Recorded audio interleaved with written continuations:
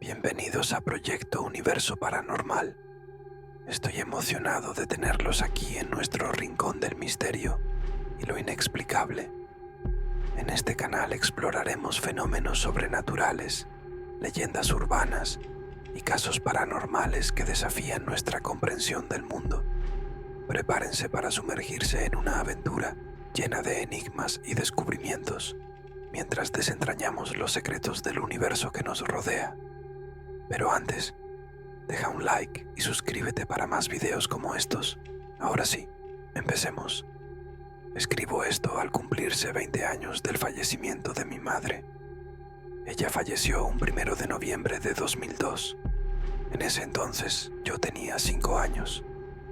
Esa época fue muy dura para la familia, ya que ocurrieron 3 decesos. Ya saben, se cumplía ese dicho conocido que asegura que los muertos se van de 3 en 3. En septiembre falleció un tío abuelo, en octubre mi abuelito y en noviembre mi mamá. Si les soy sincero, no recuerdo mucho de ella. Hasta la fecha, siento como si nunca la hubiera conocido. Solo recuerdo que me enseñó a colorear y que cocinaba muy rico, pero no recuerdo su carácter, sus gustos o tan siquiera su voz. Pero bueno, esta historia me la han contado varias personas que estuvieron presentes ese día, cuando mi familia acudió al panteón a dejar flores para recordar a mi abuelo, que como les dije, recién había fallecido, y a mi hermana que había muerto en 1999.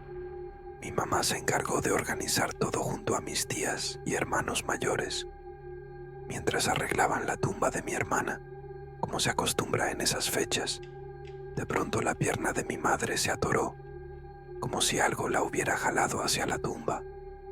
Cayó al piso y todos me dicen lo mismo. Tu madre siempre fue muy fuerte y se levantó como si nada. Luego le dijo a la tumba: Mijita, yo te quiero mucho, pero aún no me puedo ir contigo. Tengo que cuidar a tus hermanos. Me cuentan también que fue un momento muy tierno, pero a su vez algo extraño. El día siguió y el turno llegó a la tumba de mi abuelo. Ahí, curiosamente, sucedió lo mismo. A mi mamá se le atoró un pie en la tumba y volvió a caer. Cuando se levantó, le dijo al abuelo don José: Espérame tantito. No me quiera llevar, su hijo y sus nietos me necesitan un poco más. Inquietos por lo sucedido, la familia continuó con la rutina, como normalmente lo hacían. En la tarde, una vez llegamos a casa, mi papá y mi mamá fueron a casa de mi abuelita a recoger comida que habían hecho para compartir. Mi papá acababa de comprar una motocicleta. Yo quería ir con ellos porque me encantaba subirme a la moto, pero mi mamá dijo que no, que ella regresaría pronto con el mole para comer.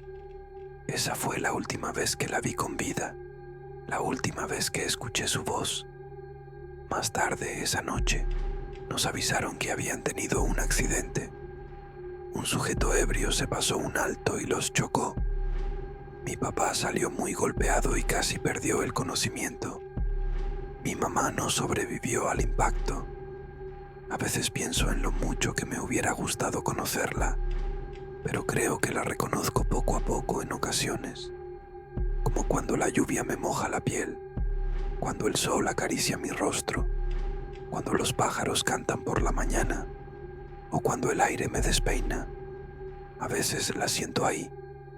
Antes de continuar, le quiero agradecer a José Iván la confianza de compartir con la comunidad de Relatos de la Noche algo tan personal. Y antes de ir a las demás historias, te invitamos a que compartas tu historia.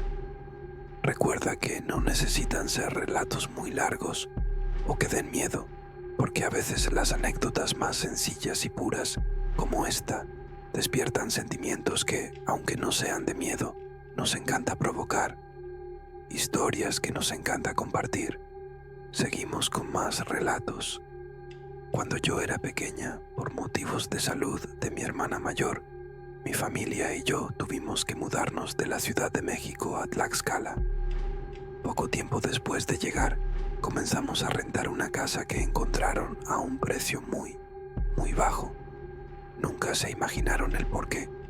La casa era grande y antigua. En la entrada había un portón enorme de madera y al abrirlo, un pasillo largo con muchos cuartos alrededor. Parecía una vecindad, pero los cuartos estaban vacíos. Al final de aquel pasillo estaba la casa que habitábamos. Esa casa me causaba un miedo terrible. Era muy pequeña y mis recuerdos son pocos. Lo único que puedo recordar con toda claridad es el miedo. Y es que no hubo nadie en la familia que no viviera algo paranormal ahí. Mis primos, por ejemplo, recuerdan algo muy curioso que les ocurrió varias veces. Cuando escuchaban que alguien tocaba el portón hacia la calle, caminaban para abrir, pero no lograban llegar. Caminaban y caminaban por el pasillo, pero parecía que no avanzaban, como si estuvieran perdidos en el tiempo.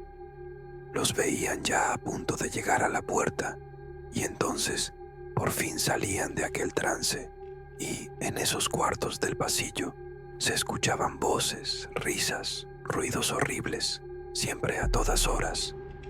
Se podían escuchar incluso cuando el silencio reinaba en el resto de la casa, sin importar la hora. Hago una pausa para recordarte que si te está gustando el video te invito a dejar un like y suscribirte. Ahora sí, continuemos. A los meses de vivir ahí, mi mamá empezó a tener un sueño recurrente muy extraño. Se veía a sí misma sentada junto a mi abuela y a una de mis tías en un cuarto pequeño al lado de la entrada. Luego, un hombre alto y delgado, al que no se le veía el rostro, entraba a la habitación con ellas. Levantaba su mano con 5 dedos extendidos mientras las miraba fijamente. Luego dejaba solo 2 y señalaba a mi mamá, luego a mi tía y finalmente, con uno solo, señalaba a mi abuela. Cuando este sueño no dejó de aparecer cada noche, mi mamá se lo contó a los demás, quienes, por alguna razón, llegaron a la conclusión de que había algo en esa casa, dinero enterrado en algún lugar. Y esto, la verdad, no era algo extraño en construcciones de esa antigüedad, así que decidieron buscarlo.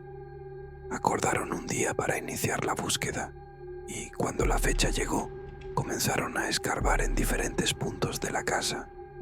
Sin embargo, lo único que encontraron fueron huesos en el piso y en algunas paredes, huesos que parecían ser humanos. No sabemos si el descubrimiento o la simple búsqueda que hacían terminaron por despertar a lo que habitaba en aquella casa. Mis recuerdos son vagos porque era muy pequeña, pero hay algo que nadie en la familia ha podido olvidar. La noche en que mi mamá comenzó a comportarse de manera muy extraña. Con el tiempo, mis tíos empezaron a sospechar lo peor, creyendo que de alguna manera mi mamá podría estar poseída. Una tía, amiga de un sacerdote, lo llevó a nuestra casa. Él confirmó sus temores y sugirió realizar un ritual que, afortunadamente, funcionó, expulsando lo que fuera que intentaba poseer a mi madre. Sin embargo, para mí, ese no fue el final.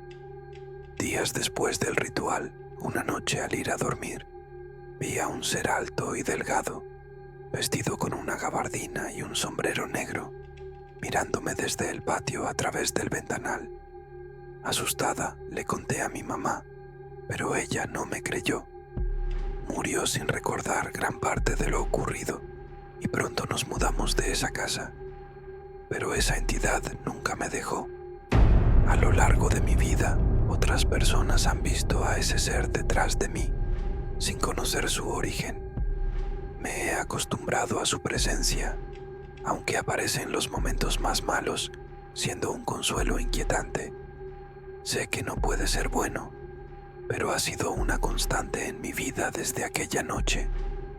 Gracias por acompañarnos en esta nueva exploración del mundo paranormal en Proyecto Universo Paranormal.